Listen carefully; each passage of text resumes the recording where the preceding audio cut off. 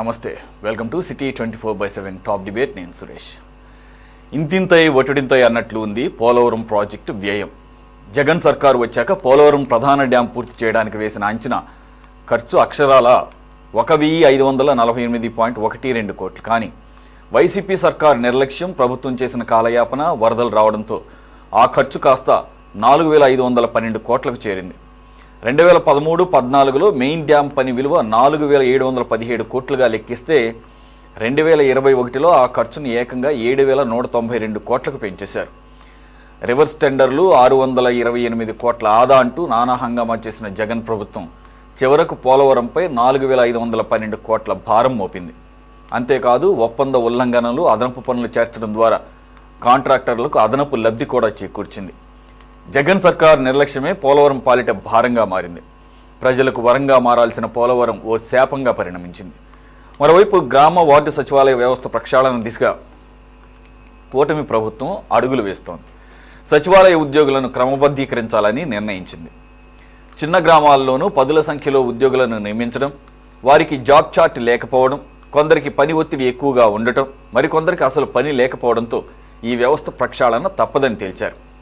గతంలో టీడీపీ అమలు చేయాలని భావించిన క్లస్టర్ వ్యవస్థను తీసుకువచ్చే అవకాశాలు కనిపిస్తున్నాయి. సచివాలయాలకు అవసరమైన కొందరు కార్యదర్శులను అక్కడే ఉంచి మిగిలిన వారిని క్లస్టర్ వ్యవస్థలోకి పంపేలా ప్లాన్ చేస్తున్నారు.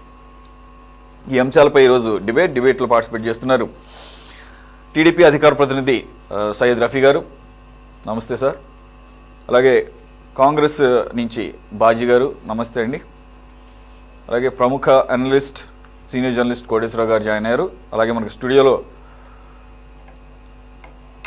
ఆంజనేయులు గారు కూడా అందుబాటులో ఉన్నారు. రైట్. కోటేశ్వర గారు, ఇది మళ్ళీ సవరించిన అంచనాలతో ఫైల్ ఒకటి గవర్నమెంట్కి ఈ అధికారులు పంపించారని చెప్పేసి ఈరోజు లేటెస్ట్ అప్డేట్.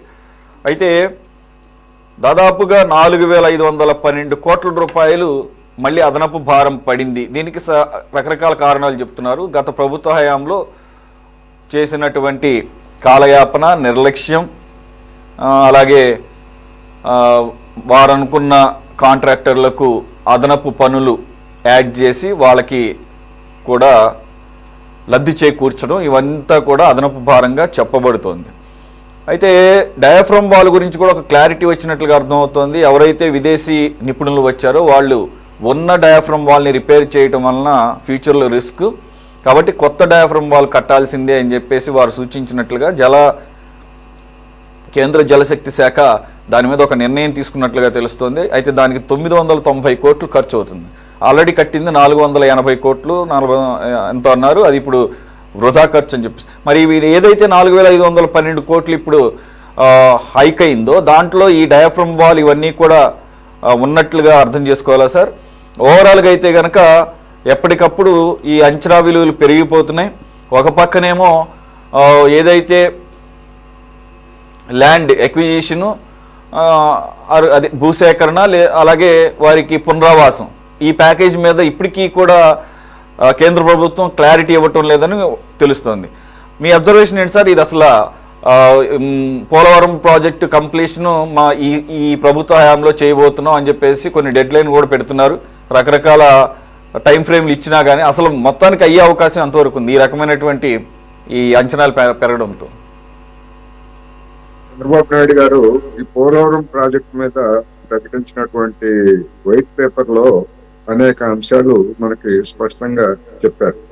గతంలో జరిగినటువంటి జగన్మోహన్ రెడ్డి గారి హయాంలో జరిగినటువంటి లోపాలతో పాటు దాని యొక్క మొత్తం ప్రాజెక్ట్ కాస్ట్ అంటే 145 మీటర్స్ కి డ్యామును పూర్తిగా, అంటే 2 దశలుగా చెప్తున్నారు కనుక అది మొత్తంగా పూర్తి కావాలంటే 2016 లేదా 19 అంచనాల ప్రకారం 55,000 కోట్లకి చేరిందని చెప్పేసి ఆయన స్పష్టంగా చెప్పారు.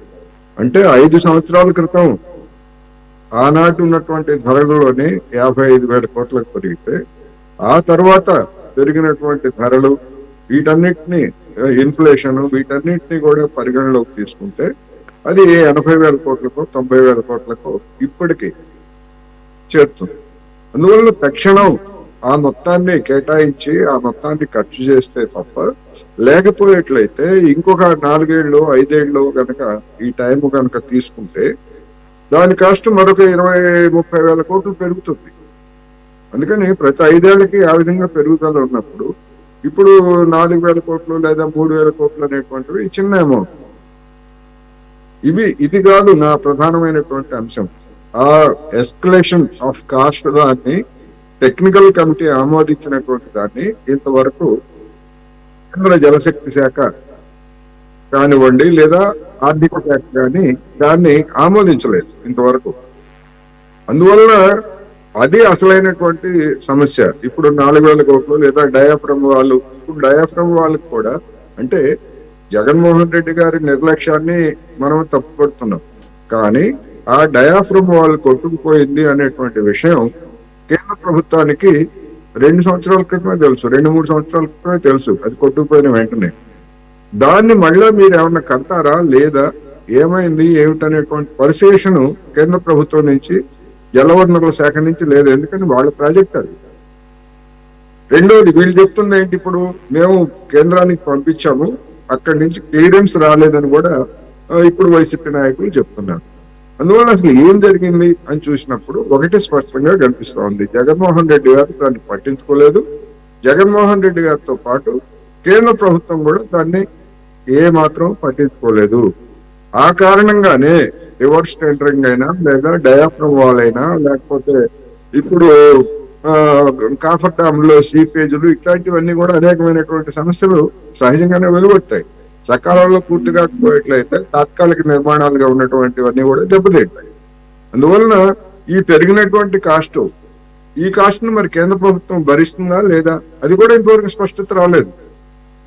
పోలవరం డ్యామ్ మీద పూర్తి సహకారం అందిస్తామనేటువంటి ఒక జనరల్ స్టేట్మెంట్ తప్ప ఇప్పటి వరకు నిర్మాణంలో జరిగినటువంటి నష్టాలు అది ప్రకృతి కారణంగా జరగవచ్చు, లేకపోతే ఒకవేళ కాంట్రాక్టర్ల అవినీతి లేదా ప్రభుత్వ అసమర్థత వల్ల కనుక జరిగి ఉంటే ఆ అవినీతి గురించి కేంద్ర ప్రభుత్వం దర్యాప్తు చేయాలి. దర్యాప్తు చేసి దానికి బాధ్యులు ఎవరనేటువంటి తేల్చాలి.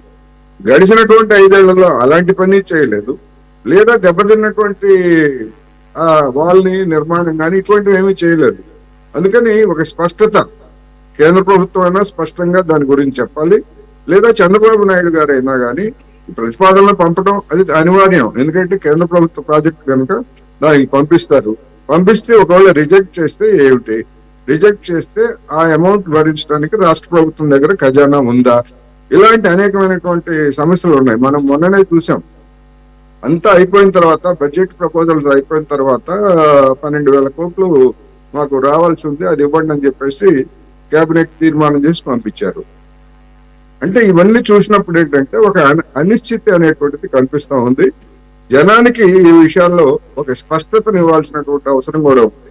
లేకపోయేట్లయితే ఏదో కాలక్షేపం చేస్తున్నారు అనుకునే ప్రమాదం ఉందనేది ఈ సందర్భంగా నేను చెప్తాను. ఓకే, రఫీ గారు, కేంద్ర ఆర్థిక మంత్రి నిర్మలా సీతారామన్ గారు అమరావతికి గ్రాంట్ విషయంలో ఒక అంబిగ్విటీ అయితే ఉంది, కానీ ఆల్రెడీ తెలిసింది ఇది జాతీయ ప్రాజెక్ట్ కాబట్టి పోలవరం కంప్లీషన్ మా బాధ్యత అని అన్నారు. సో అది ఒకందుకు అంటే అది ఆల్రెడీ ఆల బాధ్యతే ఫస్ట్ నుంచి కూడా. కానీ దీంట్లో రీహాబిలిటేషన్ అనేది చాలా ముఖ్యమైన అంశం. రీహాబిలిటేషన్ ప్యాకేజే మేజర్ ప్యాకేజ్ కూడా 33,000 కోట్ల రూపాయల పైచిలకి పాత లెక్కలు. ఇప్పుడు ఇంకా పెరుగుంటుంది ఆ రీహాబిలిటేషన్ రీలొకేషన్ ప్యాకేజీ. మరి దాని విషయంలో మాత్రం ఇప్పటికీ కూడా కేంద్ర జలశక్తి శాఖ ఒక క్లారిటీ ఇవ్వడం లేదు. ఇంతకు ముందు అయితే కూడా మేము ఇవ్వమని చెప్పారు యాక్చువల్గా అయితే. సరే, ఇప్పుడు పరిస్థితులు మారిని, కూటమి ప్రభుత్వంలో మీరు ఎన్డీఏ ప్రభుత్వంలో కీలక పాత్ర పోషిస్తున్నారు. సో ఖచ్చితంగా ఇప్పుడు ఆ డిపెండెన్సీ ఉంది కాబట్టి కేంద్ర ప్రభుత్వం విధానం కొంత మారే అవకాశం ఉంది. మరి ఆ విధానాన్ని మీరు అందిపుచ్చుకుంటారా లేదా అనేది చూడాల్సిన అంశం. దానికన్నా ముందు వారు గ్రహించి వారే ఒక పాజిటివ్ సైన్ పంపించాలి కదా రాష్ట్రానికి. పోలవరం ప్రాజెక్ట్ కంప్లీషన్ అంటే ఇంక్లూడింగ్ రీలొకేషన్ అండ్ రీహాబిలిటేషన్, ఆ మేజర్ ప్యాకేజీని కూడా మేము ఇంతకు ముందు కేంద్ర ప్రభుత్వం సిద్ధంగా లేదు కానీ ఇప్పుడు ఇస్తాము అనేది మాత్రం వారి నోటి నుంచి రావటం లేదు.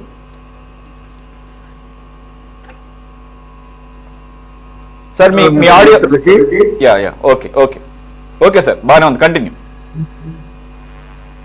మీకు అలాగే ప్యానల్ ఉన్నటువంటి మిత్రులకి, అలాగే సిటీ 24/7 వీక్షకులందరూ కూడా శుభసాయంత్రం. సార్, మా ప్రభుత్వానికి అసలు మా ప్రాధాన్యతలే పోలవరం, అమరావతి.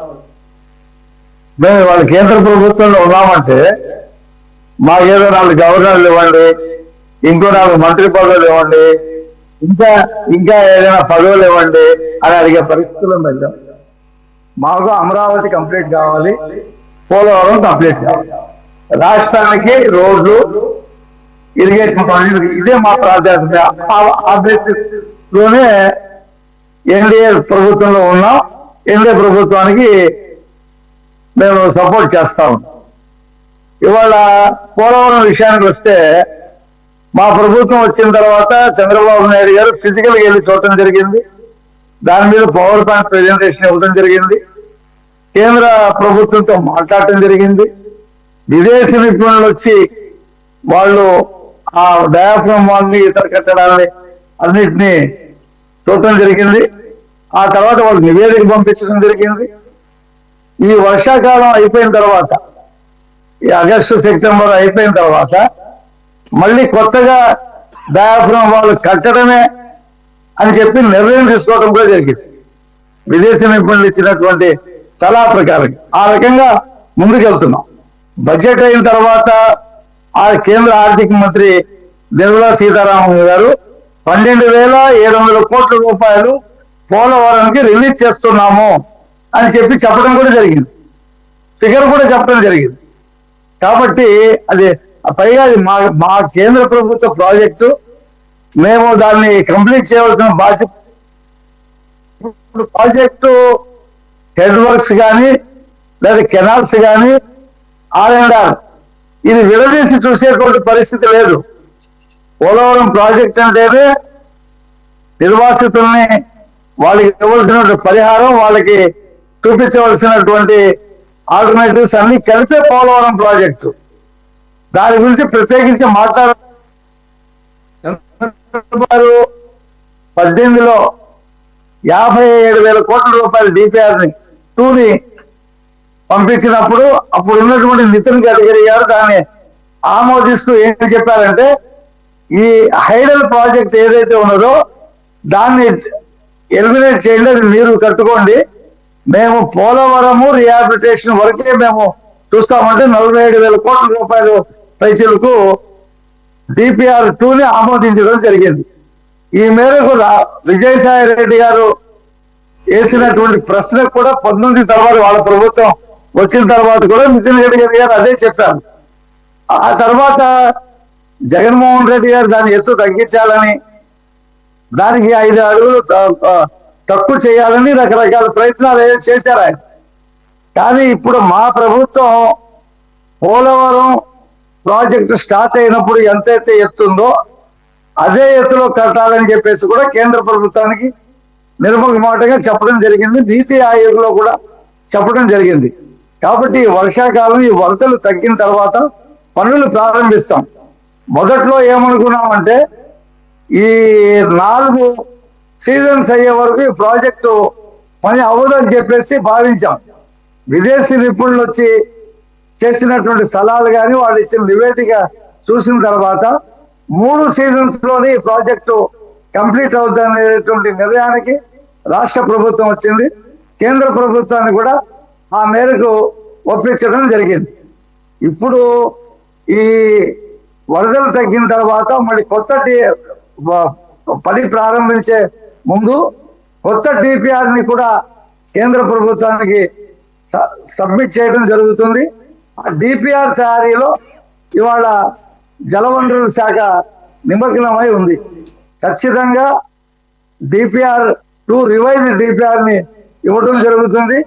మాకు మిగతా మా ప్రాధాన్యతలు కాదు, రాష్ట్ర ప్రయోజనాలు, ముఖ్యంగా అమరావతి, పోలవరం మా 2 కళ్ళు లాంటి. మాకు ఉన్నటువంటి 16 సీట్లు కేంద్ర ప్రభుత్వానికి అవసరమే ఉన్నాయి. కాబట్టి మాకు ఈ ప్రాజెక్టు కంప్లీట్ చేయడం మాకు ఉన్నటువంటి బాధ్యత, మా లక్ష్యం కూడా, రఫీ గారు ప్రణాళిక కూడా అదే. రఫీ గారు నిన్న పొలిట్ బ్యూరోలో ఈ అంశం మీద కూడా చర్చ జరిగినట్లుగా తెలిసింది. ఒక షార్ట్ పీరియడ్ దాంట్లో నిర్మాణ సంస్థను అక్టోబర్ కల్లా కూడా నిర్ణయిస్తామన్నారు. అంటే ఇప్పుడు ఏంటి, నిర్మాణ సంస్థ మళ్ళీ అంటే ఇప్పుడు కాంట్రాక్టర్ మారుతున్నాడు. ఇప్పుడు మెగా ఇంజనీరింగ్ కి ఇచ్చారండి, అతను చేయలేకపోయాడా, లేకపోతే జగన్మోహన్ రెడ్డి ప్రభుత్వం అతనితో చేయించలేకపోయిందా, కేంద్ర ప్రభుత్వం సహకారం సరిగ్గా ఇవ్వలేకపోయిందా, ఇవన్నీ వెరసి పోలవరం నిర్మాణం ఆగిపోయింది. అది అందరూ ఒప్పుకోవాల్సిన విషయం కదా.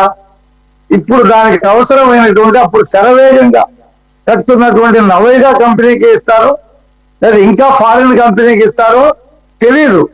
మొత్తం మీద మెగా ఇంజనీరింగ్ అయితే మార్చే అవకాశాలు ఉన్నాయని నేను వ్యక్తిగతంగా అనుకుంటున్నా. ప్రభుత్వ పరంగా ఎటువంటి లీకేజీ ఏమి మాకు రాలేదు. ఎందుకంటే శరవేగంగా నవైగా కన్స్ట్రక్షన్ కంపెనీ కడతా ఉంది. జగన్మోహన్ రెడ్డి, చంద్రబాబు నాయుడు గారు టేకప్ చేసిన ఏ పనిని, ఏ ప్రాజెక్ట్ ని, ఏ రోడ్డుని, ఏ బిల్డింగ్ ని కంప్లీట్ చేయకూడదు, ఏ రాజధాని కానీ ఏదైనా సరే చేయకూడదని మంకు పట్టుతో వాటిని అలాగా మూల పడేశాడు. కాబట్టి అందులో భాగంగా నవయుగాన్ని తొలగించి మేఘాన్ని తీసుకొచ్చి పెట్టాడు. కాబట్టి మేము ఇందులో మా లక్ష్యం ఏంటంటే ప్రజలకి పోలవరం కట్టి చూపించాలా, జాతికి అది అంకితం చేయాలనేది మా ఉద్దేశం. అది అది నవయుగాకి ఇస్తారా లేదా ఇంకేదైనా ఫారిన్ కంపెనీకి ఇస్తారా అనేది ప్రభుత్వం చూస్తుంది. ఆ విదేశీ నిపుణులు కూడా మాట్లాడారు కాబట్టి వాళ్ళ సలహాలు కూడా తీసుకొని ఎలా ముందుకు వెళ్ళాలనేది చూస్తుంది. ఖచ్చితంగా కేంద్ర ప్రభుత్వం కూడా దీనికి సహకరిస్తుంది. ఈ ప్రాజెక్టు ఖచ్చితంగా నిర్మాణం ఈ ప్రభుత్వ హయాంలో ఎన్నికలకి 1.5 సంవత్సరం ముందే జరుగుద్ది. ఇప్పుడు హెడ్ వర్క్స్ కంప్లీట్ అయిపోయింది సార్, గేట్లు బిగించేశారు, డయాఫ్రమ్ వాళ్ళు కట్టేస్తారు. కట్టేసిన తర్వాత ఇక మిగతా పనులు ఏముంటాయి, రీహాబిలిటేషన్, R&R అవన్నీ సమకూర్చుకుంటే ప్రాజెక్టు ఇప్పుడు కుడి కాలువ అయిపోయింది, ఎడం కాలువ పనులు జరుగుతూ ఉన్నాయి.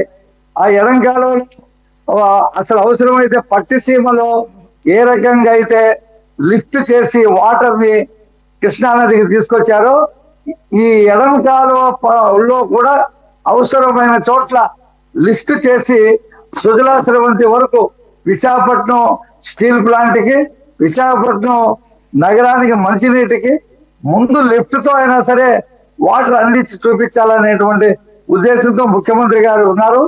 ఆ పనుల్లోనే తలమునిగి ఉన్నారు. ఖచ్చితంగా కొద్ది రోజుల్లో 1 నెల రోజుల లోపలనే ఈ పోలవరం మీద మంచి వార్తని మనం అందరం వింటాం.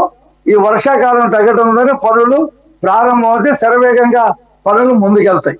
అదే మా ప్రభుత్వం కనుక కంటిన్యూ అయి ఉంటే ఈ పాటికి ఎప్పుడు అయిపోయి ఉండదు, కట్టేసి ఉండేది. ఆ రోజున DPR ఆమోదించేశారు, ఫైనాన్స్ మినిస్ట్రీకి వెళ్ళి చేసి ఉండేది. జగన్మోహన్ రెడ్డి ఒక పక్కన నేను కడుతున్నానని చెప్పడం, లోపల వద్దు చంద్రబాబు నాయుడు గారు స్టార్ట్ చేసింది కాబట్టి దీన్ని కడతాం ఇష్టం లేక దానికి ఎందుకు కొర్రీలు పెట్టాలో దాని ఎత్తు కేసీఆర్ తగ్గించమన్నాడు కాబట్టి దాన్ని ఎత్తు తగ్గిద్దాం 5 అడుగులు అని చెప్పి ఆలోచన చేయడం, చెత్త నిర్ణయాలు తీసుకొని దాన్ని మూల పడేసి గోదావరిలో కలిపేశాడు. ఇది పెద్ద భారంగా 4,500 కోట్లు భారం అయినా సరే ఇవాళ కేంద్ర ప్రభుత్వం ముందుకు వస్తుంది, ఖచ్చితంగా ఈ ప్రాజెక్ట్ నిర్మాణానికి సహకరిస్తుంది. రైట్, ఓకే రఫీ గారు. బాజీ గారు, ఒకటి దాదాపుగా 70% పనులు 2019 అప్పుడు కూటమి ప్రభుత్వం ఉన్నప్పుడే పూర్తయినాయి అని చెప్పేసి అంటున్న సందర్భంలో మరి మేము కడతాము, డబ్బులు మావి, జాతీయ ప్రాజెక్ట్ అని చెప్పేసి కేంద్ర ప్రభుత్వం అంటే, ఒకటి మేమే కడతామని చెప్పేసి 2014లో కూటమి ప్రభుత్వం నిర్ణయం తీసుకుంటాం. సరే, ఒకటి ఈయన ఏకంగా జగన్మోహన్ రెడ్డి వచ్చిన తర్వాత జగన్మోహన్ రెడ్డి గారు కూడా అదే మీరే కట్టుకోండి అని అటు ఇవ్వకుండా అప్పటి వరకు విమర్శలు చేసిన ఆయన సరే కంటిన్యూ చేశాడా అంటే దానిలో జరిగిన అలసత్వం, రివర్స్ టెండరింగ్, ఈ లోపల బోళ్ళంత కాలయాపన మూలంగా టెక్నికల్ ఆస్పెక్ట్స్లో ఉన్న కాఫర్ డ్యామ్ బురదలకు కొట్టుకుపోవటం, ఇవన్నీ చూసాము. ఇప్పుడేమో అంచనాలు పెరిగిపోతున్నాయి. మరి ఇప్పటికైనా కేంద్ర ప్రభుత్వం కట్టడమే సరైన మార్గం అని ఒక ఆలోచన చేయొచ్చు అంటారా? కోర్స్ ఇప్పుడైతే ఆ ఆలోచన ఏం లేదు, కంటిన్యూ చేస్తామని చెప్పేసి అంటున్నారు. రాష్ట్ర ప్రభుత్వమే పని చేస్తుంది, డబ్బులు రియంబర్స్మెంట్ జరుగుతుందని చెప్పేసి. మరి ఈసారైనా అవకాశం ఏమైనా కనపడుతుందా కంప్లీట్ అయ్యే అవకాశం? ఇప్పుడు ఉన్నటువంటి కూటమికి ఉన్నటువంటి కాన్బర్ట్ పొజిషన్లో ఆ డిపెండెన్సీ, ఇక్కడ ఉన్నటువంటి టీడీపీ అలాగే జనసేన మీద ఉన్నటువంటి డిపెండెన్సీని దృష్టిలో పెట్టుకొని మీ అంచనా? ముందుగా మీకు అట్లాగే సిటీ న్యూస్ ప్రేక్షకులకి, ప్యానల్లో ఉన్న పాల్గొంటున్న పెద్దలందరికీ కూడా నా నమస్కారాలు అండి. యాక్చువల్గా పోలవరం ప్రాజెక్టు ఆంధ్రుల జీవనాన్ని చెప్పుకుంటారు. ముఖ్యంగా ఏంటంటే రాష్ట్ర విభజన జరిగిన తర్వాత ఈ పోలవరం ప్రాజెక్ట్ ఆవశ్యకత పెరిగిందండి ఆంధ్రప్రదేశ్ రాష్ట్ర. నిజానికి చెప్పుకోవాలంటే కనుక చరిత్ర చూస్తే పోలవరం దగ్గర కట్టాలన్న ప్రతిపాదన 1941లోనే జరిగింది. దాదాపు 20 సంవత్సరాల క్రితం జరిగింది. మద్రాసు రాష్ట్రంలో ఉన్న ప్రముఖ ఇంజనీరు వెంకటకృష్ణ అయ్యార్ అనే ఒక ఇంజనీరు ఈ పోలవరం దగ్గర ఒక ప్రాజెక్ట్ కట్టాలని ఆనాడే ప్రతిపాదించారు. తర్వాత కేఎల్ రావు గారు ప్రముఖ మన ఆంధ్రప్రదేశ్ కి ప్రఖ్యాత ఇంజనీర్, ఆయన కూడా 1945-46లో ఇదే ఏదైతే డిజైన్ చేశారో ఇప్పుడు ఈ ప్రాజెక్ట్ యొక్క ఈ డిజైన్ ని ఆయన అలాగే ప్రతిపాదించి ఒక డిజైన్ ని కూడా ఇవ్వటం జరిగింది. ప్రాజెక్టు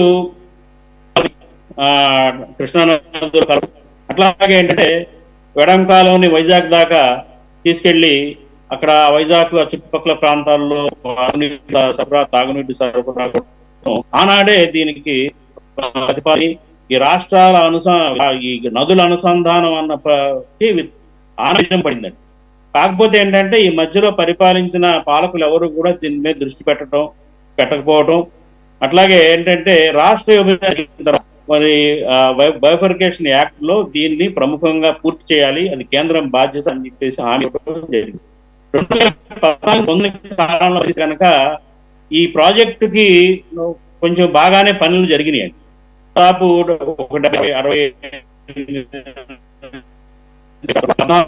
60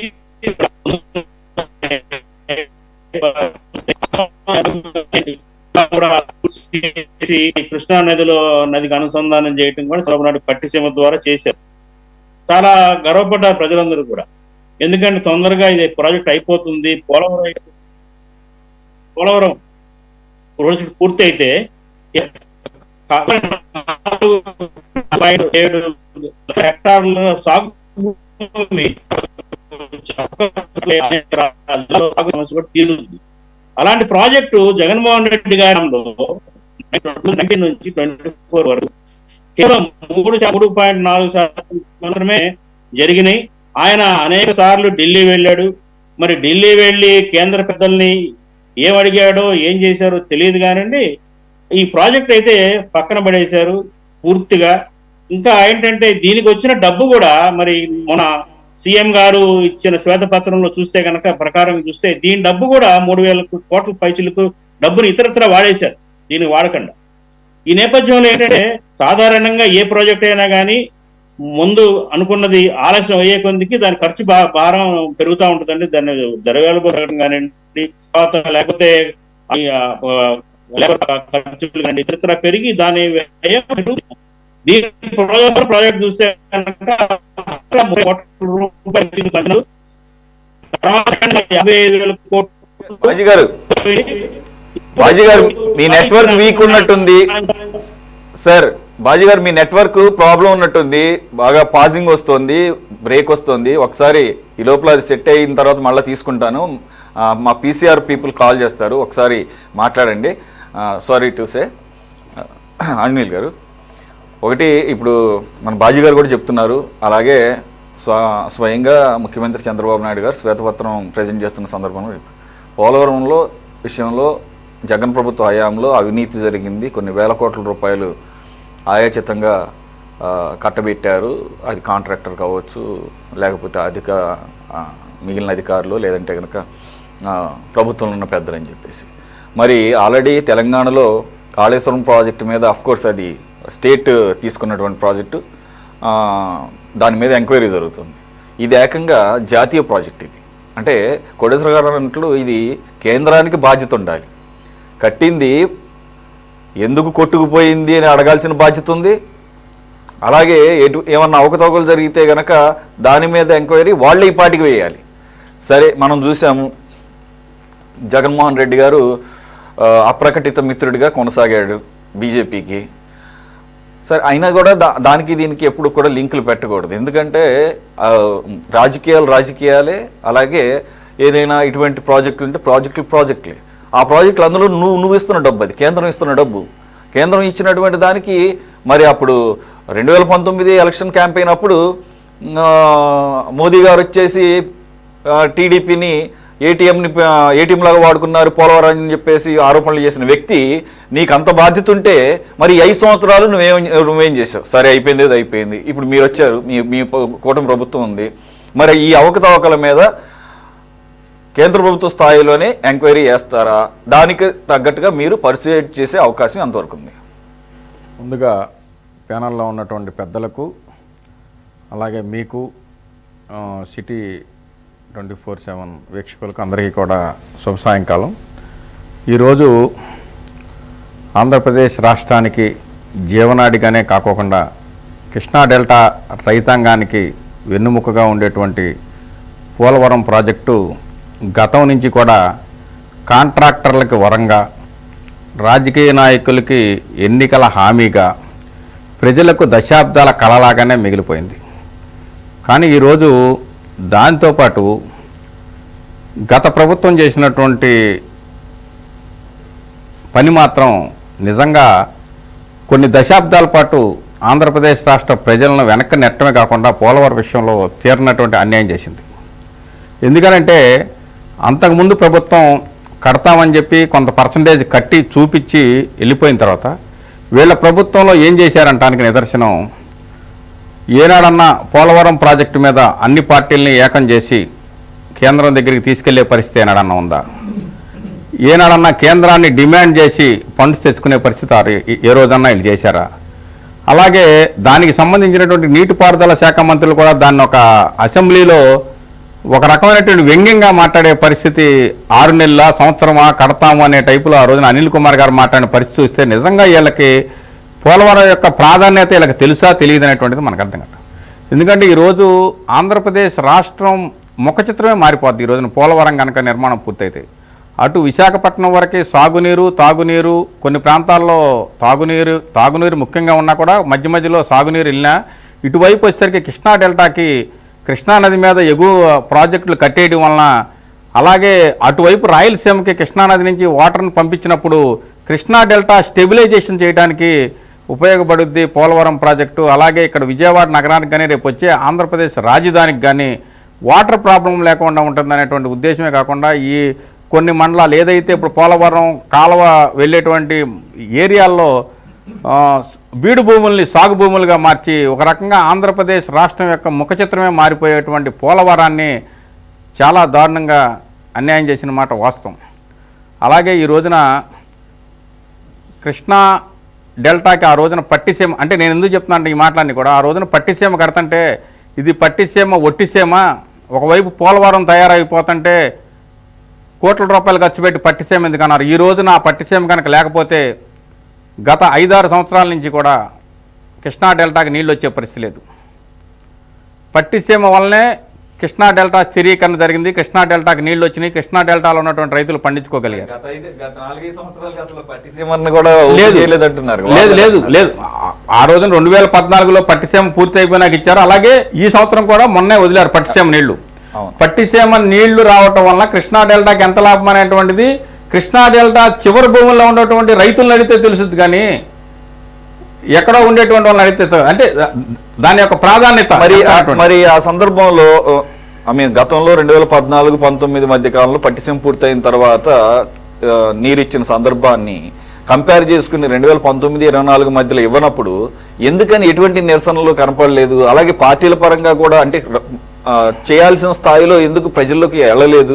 ఎందుకంటే ఇప్పుడు చెప్పే వరకు కూడా కొంతమందికి తెలియని పరిస్థితి. అలాగే రైతులు కూడా ఎందుకని రోడ్ల మీదకి రాలేదు? ఏమంటే రైతులు ఎప్పుడు కూడా ఎటువంటి నష్టం వాళ్ళకి జరిగినా కూడా మేమందరం చూస్తారన్నాం. బాజీ గారు కానీ రఫీ గారు కానీ మేమందరం చూస్తున్నాం. ఉద్యమాలు అనేటువంటిది రాజకీయ నాయకులు చేయాల్సిందే కానీ రైతులు అనేటువంటి వాళ్ళు రోడ్డు మీదకి వచ్చే పరిస్థితి అనేది మన ఆంధ్రప్రదేశ్లో ఎప్పుడూ లేదు.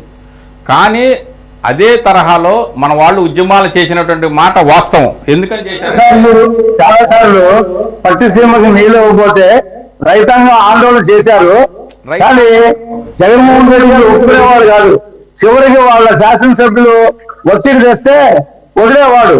ఆ పత్రికల్లో మీడియాలో వస్తే ఆయన ఏంటంటే అది చంద్రబాబు నాయుడు కట్టిన ప్రాజెక్ట్ కాబట్టి దాంట్లో నీళ్లు వదలకూడదు అనేది 144 సెక్షన్ సార్. రాష్ట్రం అంతా 30 సెక్షన్ యాక్ట్ ఏదైనా మాట్లాడితే జైల్లో పెట్టడమే.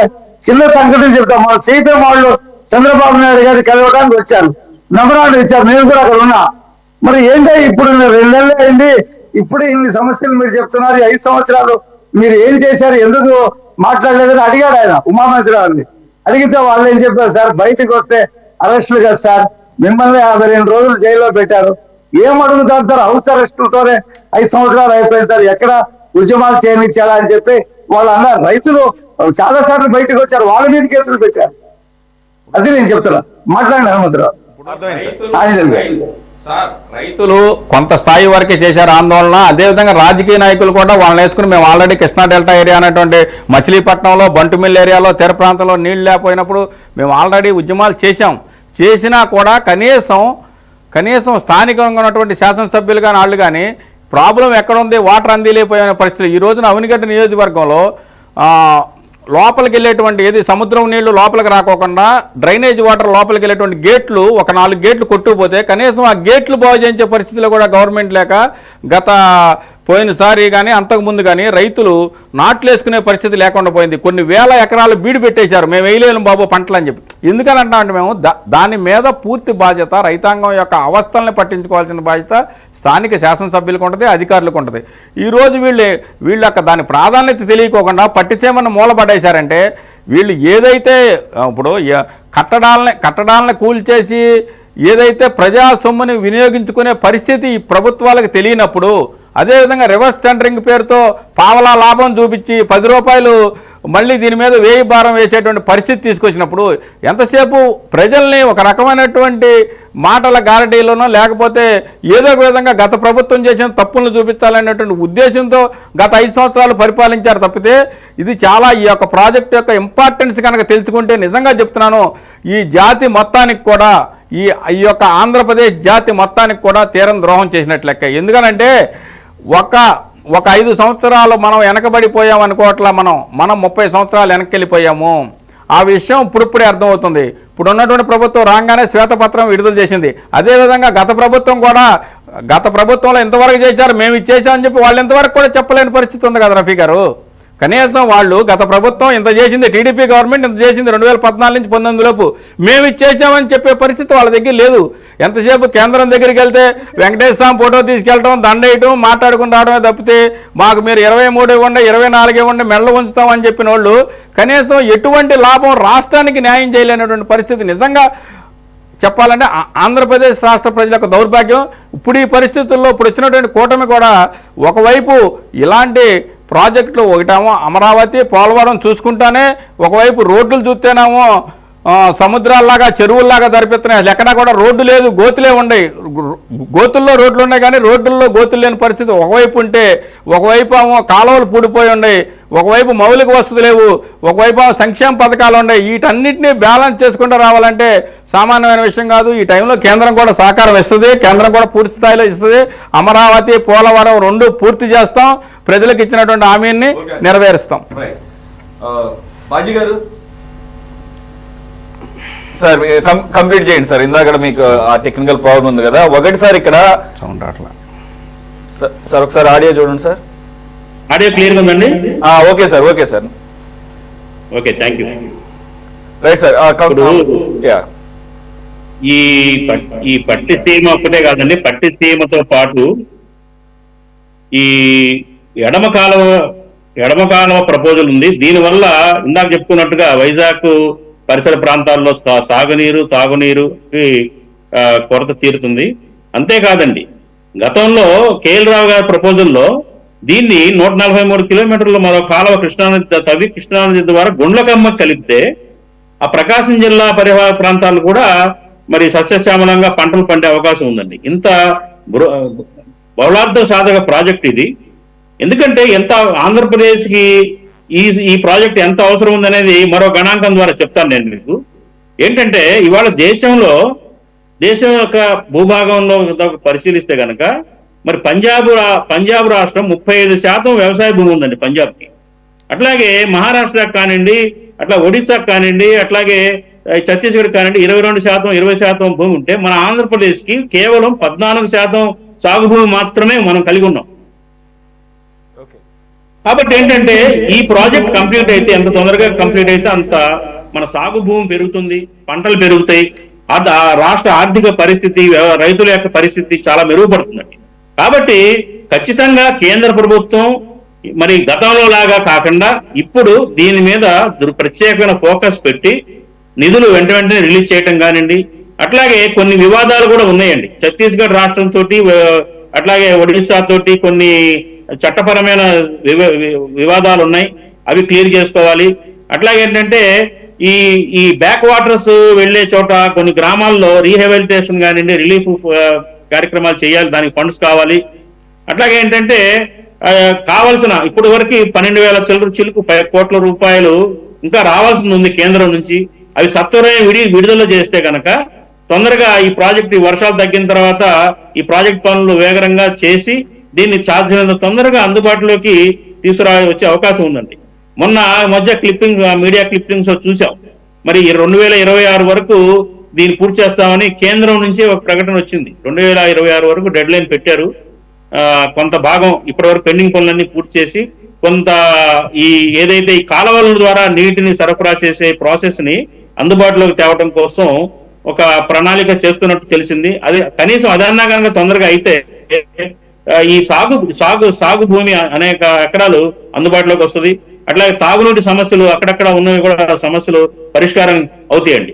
నేను నమ్ముతున్నాను బలంగా. ఎందుకంటే ఈసారి ఈ కూటమిలో మరి చంద్రబాబు నాయుడు గారి తెలుగుదేశం పార్టీ యొక్క అవసరం కేంద్ర ప్రభుత్వానికి ఎంత ఉంది కాబట్టి కేంద్రం ఎట్టి పరిస్థితుల్లో కూడా అలసత్వం చేయకుండా మరి నిధులను విడుదల చేసి ఈ ప్రాజెక్టుని తొందరగా కంప్లీట్ చేయడానికి సహకరిస్తుందని చెప్పేసి ఖచ్చితంగా భావిస్తున్నారు. ప్రజలందరూ కూడా 500 కోట్ల రాష్ట్ర ప్రజలందరూ కూడా ఆశిస్తున్నారండి. ఖచ్చితంగా మేమైతే అనుకుంటున్నాము చంద్రబాబు నాయుడు గారు సాధిస్తారని. ఆయన హయాంలోనే ఈ అమరావతి కానివ్వండి, ఈ పోలవరం ప్రాజెక్టు కానివ్వండి కంప్లీట్ అవుతుందని చెప్పేసి మేము ప్రజలందరితో పాటు మా కాంగ్రెస్ పార్టీ తరఫున నుంచి మేము కూడా ఆశిస్తున్నాం.